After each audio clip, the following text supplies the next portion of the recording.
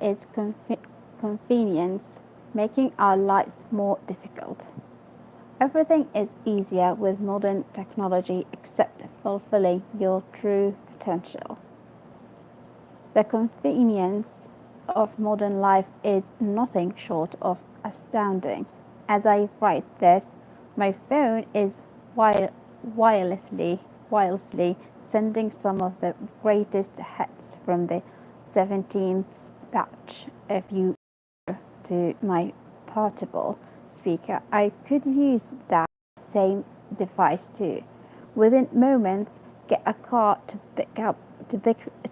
pick me up, have food delivered to my house, or start chatting with someone on a dating app to human beings from even the recent past. This technology would be, to quote Arthur C. Clarke's third law, indistinguishable from magic. The fact that as a culture we seek out and celebrate such shortcuts is understandable. They take much of the tedium out of life, make it easier to have fun, and save us time and energy. That said, most people are able to intuit. Let's see this word, intuit. I like this. They highlight it with yellow. Intuit that convenience has a darker side. Before we get into that, it is important to understand why convenience is so seductive in the first place. We often resist doing precisely the things we need to do in order to make progress, whether that's our taxes, the report due next week, or a workout. Behind every well-intentioned plan lurks this dreaded sense of inertia. Let's see, this word is new for me. I suppose it's new. Oh no, I see it in another dictionary. Inertia. I'm not going to see it in this one, so I have to have it second time for this one. Inertia. Why is this resistance and our corresponding appetite for ease such an integral part of our makeup? Here, insights from evolutionary psychology, particularly the idea of evolutionary mismatch can help. Evolutionary mismatch is the notion that we evolved for a hunter-gatherer lifestyle, and that while our circumstances have changed drastically, our brains and bodies haven't. It says that our instincts are often horribly incompatible. Let's see this one. How to pronounce it? Incompatible. That's incompatible. Incompatible with our environment. Looking at the problem through this lens, a degree of inbuilt lethargy. Let's see this one. Lethargy, I suppose. Let's see if I did myself. Lethargy. Where is it? Lethargy and the desire for shortcuts makes a lot of sense. For hunter-gatherers, food and therefore energy was scarce and inconsistently available. Early humans were also vulnerable to things like harsh weather and predators flagrantly. Is my connection bad? Flagrantly. I think it's it. Or irresponsibly. Resistance was a necessary counterbalance to the intense flurry. Yeah, see this one. How to pronounce it? Flurries of activity that punctuated hunter-gatherer life. foraging for food in driving rain, or running to escape a dangerous animal. They'll ask, do I really have to be doing this? Shouldn't I save my energy? The people who were inclined to remain sheltered during a blizzard when the prospect of obtaining food was low were more likely to live and pass on their genes to the next generation. And since those guys are our ancestors, we've inherited that disposition. Modern hyper-convenience is a kind of deal with the devil. Since that time, of course, innovation, this word, I'm struggling always to pronounce this word. I don't know why. Innovation has changed things radically. We've bent technology and our environments at least partly to serve our natural instinct to conserve energy. The question is, what do we do? What do we stand to lose by following our inclination to prioritize comfort and convenience? Few people would argue with the fact that, say, washing machines, trains and telephones have freed us to lead more fulfilling and creative lives. As I said at the beginning, more advanced technologies undoubtedly have their pleasures and opportunities too, but there is evidence to suggest that contemporary hyperconvenience can also make our lives more, not less, difficult. Take, for example, the increase in depression and anxiety that some have linked to smartphones and social media. Likewise, the explosion of metabolic problems. Let's see what's this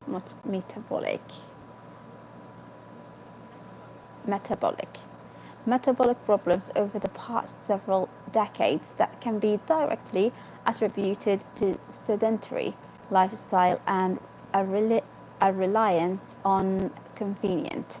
Let's see this one. Sedentary. I pronounce it as sedentary. It's right. Sedentary.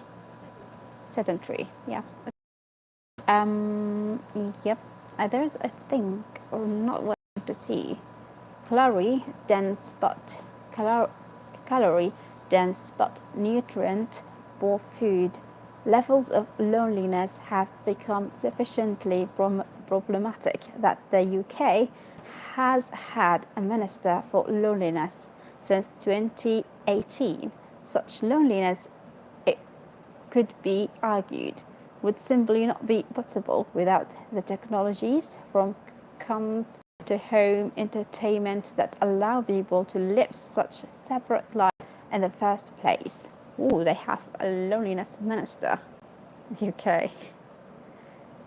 In my work as a psychotherapist, I have seen how leaning too hard on a coping mechanism can amplify the problem it was meant to alleviate. I think it's alleviate. I think I saw this word before. Alleviate, yeah. The sense of safety you get from staying home and can make it more anxiety inducing to go out later. The relief of avoiding an uncomfortable conversation with your spouse makes that conversation even harder to have subsequently. Let's see this word. Subsequently. Do I pronounce it right? Subsequently,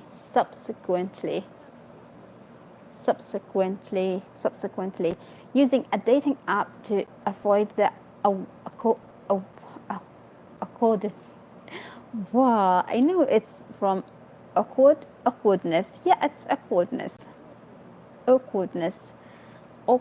of flirting only weakens your social skills over time.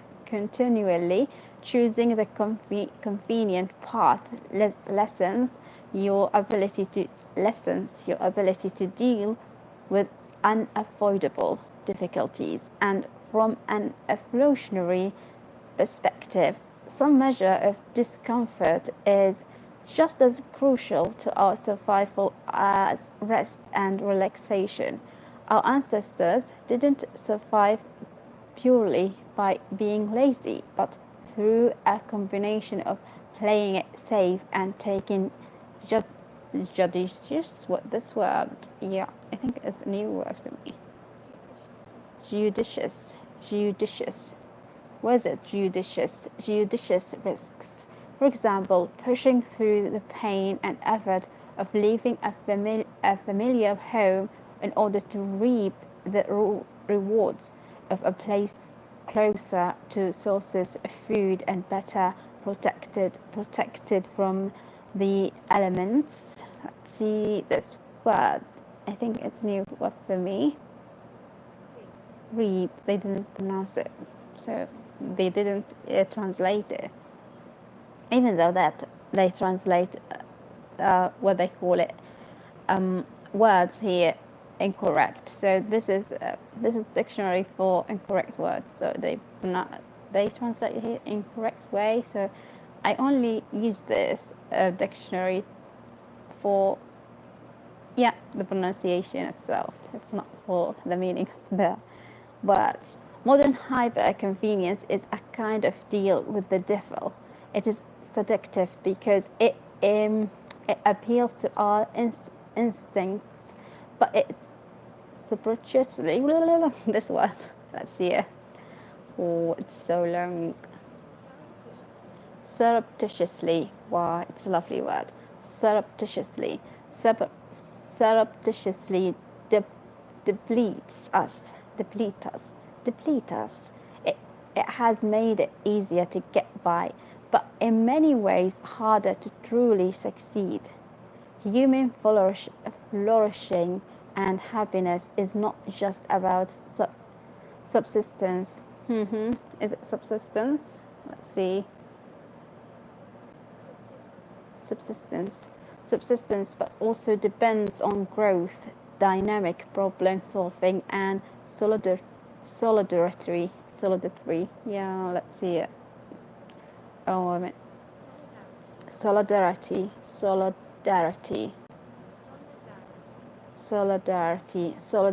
through hardship. Much of my work with my younger clients has been focused not on deep psychological conflict or the impact of approaching the basic tasks of living, such as making friends, handling work stress, or going to new places. What they tell me repeatedly is that the discomfort of such tasks feels overwhelming, and their worlds are shrinking in consequence. Ideally, today's conveniences should serve as the support system that help us move towards worthwhile goals, but be the exercising for better health, building a career, raising a family, making a work of art, or teaching and mentoring others. Meeting these goals always involves some kind of inconvenience, but it is this difficulty itself that shapes and develops our character. In the technology world we have fashioned, we must sometimes make a conscious effort to act in opposition to our instincts as a culture, and remind our young people that while convenience feels good in the moment, our capacity to adapt and overcome challenges is part of our evolutionary heritage too, and central to the adventure of life. Dr. Alex Kumi is a psychiatrist, trainee psychotherapist, and presenter of the Thinking Mind broadcast. Further reading, Do I need to read this too? I don't think so. Yeah, I think I finished. Have a lovely evening. Bye.